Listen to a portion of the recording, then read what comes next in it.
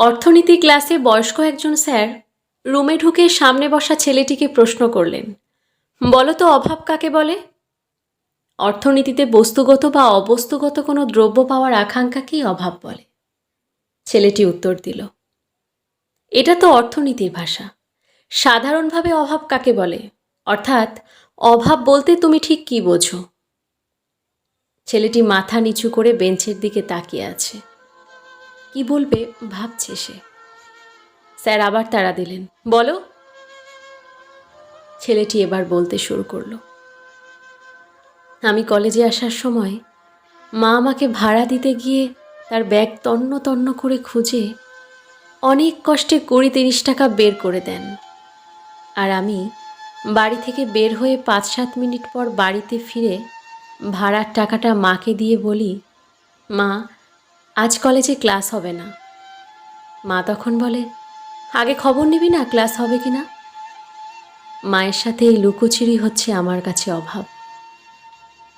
বাবা যখন রাত করে বাড়ি ফেরে, মা তখন বাবাকে জিজ্ঞেস করে, এত রাত হলো কেন ফিরতে?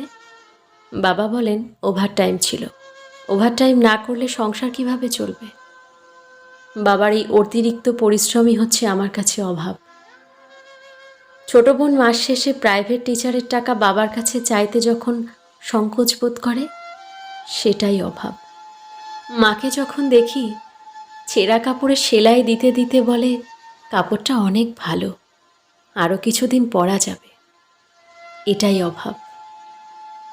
মাস শেষে টিউশনির পুরো টাকাটা মায়ের হাতে দিয়ে বলি, মা এটা তুমি সংসারে খরচ করো।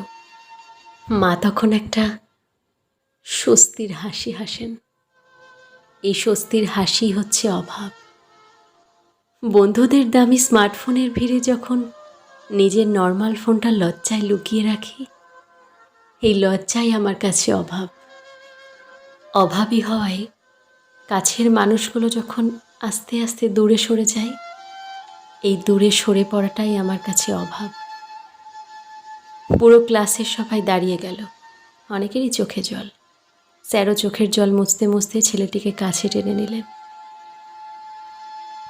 বাস্তত আমাদের সহপাঠীদের মধ্যে এমন অনেকেই আছে যারা কয়েক মাস অপেক্ষা করেও বাড়ি থেকে সামান্য টাকা পায় না। সব দুঃখ কষ্টকে আড়াল করে হাসি মুখে দিনের পর দিন পার করে দেয়, খেয়ে বা না খেয়ে। তাদের হাসির আড়ালে লুকিয়ে থাকা কষ্টটুকু বোঝার সুযোগ হয়তো আমাদের হয়ে ওঠে না। এটাই বাস্তব।